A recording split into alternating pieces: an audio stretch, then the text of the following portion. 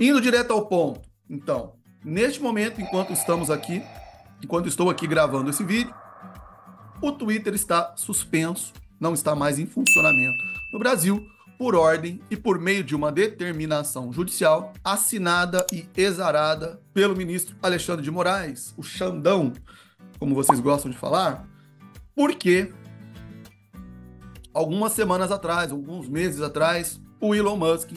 diante, como eu disse, desse seu posicionamento, da sua postura, de algumas, inclusive, interferências que ele acabou fazendo e realizando por meio da sua rede social, tentando influenciar ou buscando, como é muito da índole, né, dos imperialistas americanos, interferir na política brasileira, começou a aderir aí uma série de críticas completamente infundadas que a extrema-direita brasileira faz em relação aos atos do Supremo Tribunal Federal, que nesse momento, como também todos sabem, está, né, num movimento de, digamos, enfrentamento, ou melhor dizendo, de apuração, de julgamento dos crimes e das ilicitudes que foram praticadas pelo bolsonarismo durante os 4 anos lá do governo Bolsonaro. Para quem já está acompanhando aqui o canal, tem visto aí alguns vídeos meus já analisando tudo isso. E ao tomar o lado que, como eu disse antes, pelo que tudo indica, passou a ser o seu lado, né? Existe um motivo para isso, se tiver um tempo e eu me lembrar, mas ao final eu vou esclarecer aqui. E ao tomar esse lado, começou a bater de frente com as decisões do Supremo e, em especial, com o ministro Alexandre de Moraes, de modo que ele acabou sendo, então, inserido no inquérito das milícias digitais, das fake news, eu não sei exatamente qual, mas ele passou a ser, então, investigado, porque ainda não tem processo, ele poderá vir a se tornar réu, mas ele passou, então, a ser inserido aí num desses procedimentos lá no âmbito do STF, e foi aí que, para, então, ser parte nesse processo, o ministro Alexandre de Moraes determinou que o Twitter, a rede social, né, ou a empresa do X ou do Twitter, tivesse que, para fins de representação, inclusive judicial, indicasse um nome, uma pessoa, um representante, para que ele pudesse, então, responder diante desses processos, receber as intimações, eventuais penalidades, né? E já havia aí, então, uma ordem, uma determinação judicial nesse sentido, que então vinha sendo descumprida por parte do Twitter. E óbvio que quando há uma determinação judicial que não é acatada como tem de ser, seja em caráter provisório ou definitivo, poucas alternativas começam a sobrar à justiça para que essa ordem, para que essa medida judicial, ela seja então imposta e seja então cumprida por aquele que então foi alvo dela. Para isso, foram estabelecidas multas a serem pagas como penalidade, como medida coercitiva, para que essas ordens então fossem aceitas e respondidas pela rede social. E, de novo, a resposta que o senhor Elon Musk, ou quem quer que estivesse ali respondendo pela rede social, foi negativa. Mais uma vez, numa postura de enfrentamento e de desobediência, poderia até dizer uma espécie de desobediência civil, em relação a essas medidas estabelecidas pelo STF. E aí veio, então, nessa semana, a famigerada intimação por meio da rede social, por meio de um tweet do STF, eu vou falar dela daqui a pouco também, considerando, então, que já havia sido feita também uma intimação a uma advogada da rede social, não acatada, não respondida, ignorada, isso coisa de 10 dias ou 15 dias atrás, de modo que, então, aparentemente, não restou outra alternativa, outra medida, que senão essa medida um tanto quanto extremada, tomada, então, na data de ontem, ou anteontem, o prazo se esgotou na quinta-feira, se não me engano, às 20h07, para que a rede Twitter, a rede social do Twitter ou do X, fosse temporariamente suspensa em todo o território nacional. O que gerou, claro, muita polêmica, muita discussão. Muitos passaram a incluir o Brasil numa lista, né, de países aí considerados autoritários, que também geram severas restrições às redes sociais ocidentais, e aí não é só com o Twitter, né?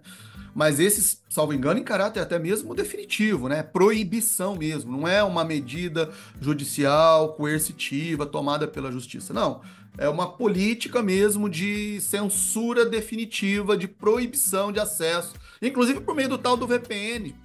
como China, Coreia do Norte, o Irã, a Rússia, enfim, estão querendo, né,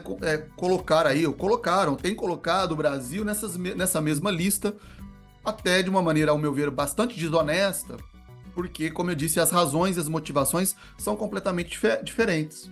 Mas o fato é que, neste exato momento,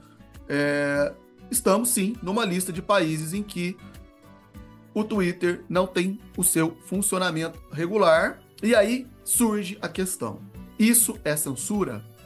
Isso que o STF, que o ministro Alexandre de Moraes está fazendo, é censurar a rede social? É censurar as pessoas os usuários que estão ali na rede social diariamente? Eu acho que a resposta já é um tanto quanto óbvia com base em tudo isso que eu falei. Obviamente que não se trata de censura, embora, como eu disse, a narrativa política da extrema-direita, dos direitistas, de quem se alinha com essa vertente ideológica, seja essa. Eles querem, porque querem, passar-se por vítimas depois de terem cometido os mais diversos e os mais absurdos descalabros por meio da rede, né? E agora querem sair com essa. Estamos sendo censurados, não existe liberdade de expressão no Brasil, e blá blá blá, e blá blá blá. Na verdade, como eu já deixei muito claro aqui, né? O que houve e o que tem ocorrido é simplesmente e tão somente uma exigência legal, como tem que ser, para que a rede social, o Twitter, cumpra as medidas e as determinações legais, como devem ser num país civilizado, republicano e democrático, onde existe a prevalência do chamado império da lei.